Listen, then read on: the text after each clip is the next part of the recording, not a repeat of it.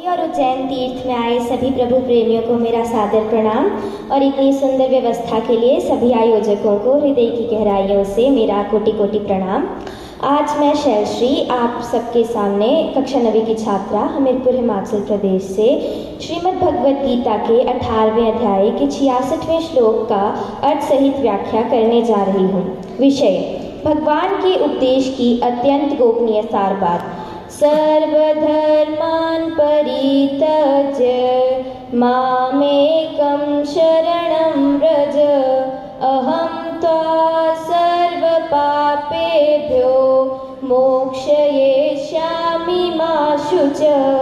अर्थ: भगवान श्री कृष्ण अर्जुन से कहते हैं, संपूर्ण धर्मों का आश्रय छोड़कर केवल मेरी शरण में आ जा, मैं तुझे संपूर्ण पापों से मुक्त कर दूंगा, चिंता मत कर। व्याख्या: भगवान कहते हैं कि संपूर्ण धर्मों का आश्रय धर्म के निर्णय का विचार छोड़कर, अर्थात क्या करना है और क्या नहीं करना है, इसको छोड़कर केवल मेरी शरण में आ जा।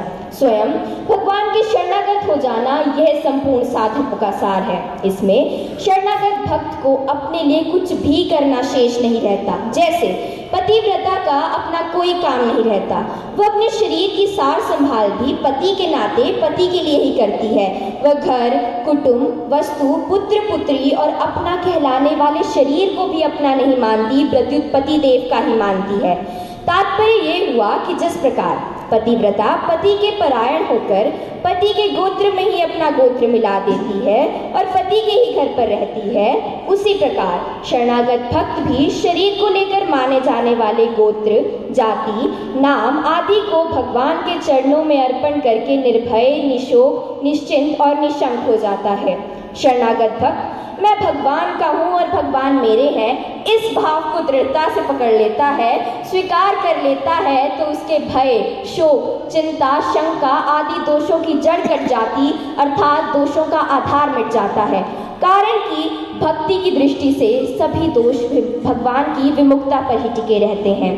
भगवान के साथ अपनापन होने में दो भाव रहते हैं, भगवान मेरे हैं और मैं भगवान का हूँ। इन दोनों में भगवान का संबंध समान रीति से रहते हुए भी भगवान मेरे हैं, इस भाव में भगवान से अपनी अनुकूलता की इच्छा हो सकती है कि भगवान मेरे हैं तो मेरी इच्छा की पूर्ति क्यों नहीं करते, परंतु मैं भगवान का हूँ, इस भाव में भगवान से अपनी अनुकूलता की इच्छा नहीं हो सकती, क्योंकि मैं भगवान का हूँ तो भगवान मेरे लिए जैसा ठीक समझे वैसा निसंकोच होकर करे। इसलिए साधक को चाहिए कि वह भगवान की मर्जी में सर्वथा अपनी मर्जी मिला दे, अपने पर भगवान का पूरा आधिपत्य माने, परंतु भगवान पर अपना किंचित भी आधिपत्य न माने। कहीं भी भगवान हमारे मन की करें तो उसमें संकोच हो कि मेरे लिए भगवान को ऐसा करना पड़ा। यदि मन की बात पूरी होने से संकोच नहीं होता, प्रत्युत संतोष होता है, तो यह शरणागति नहीं है।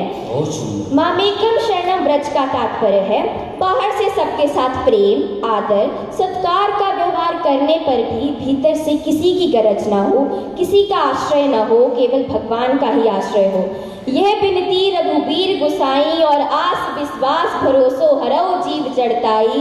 एक भरोसो, एक बल, एक आस विश्वास और एक राम घनश्याम चातक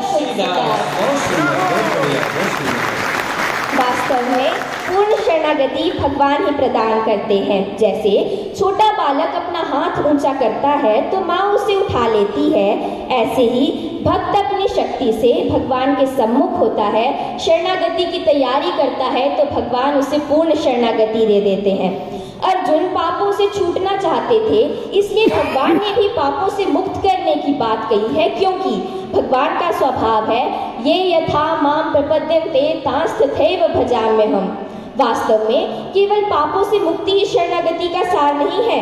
अनन्य शरणागति से मनुष्य भगवान से अभिन्न होकर अनंत रस को प्राप्त कर सकता है। इसलिए साधक को चाहिए कि वह पापों से अथवा दुखों से मुक्ति पाने की इच्छा ना रखकर केवल भगवान के शरणागत हो जाए। कुछ भी चाहने से कुछ ही मिलता है, पर कुछ भी ना चाहने से सब कुछ मिलता है। भगवान भी शरणागत भक्त के वश में हो जाते हैं, उसके ऋणी हो जाते हैं। ये शरणागति गीता का सार है जिसको भगवान ने विशेष कृपा करके कहा है। इस शरणागति में गीता के उपदेश की पूर्ण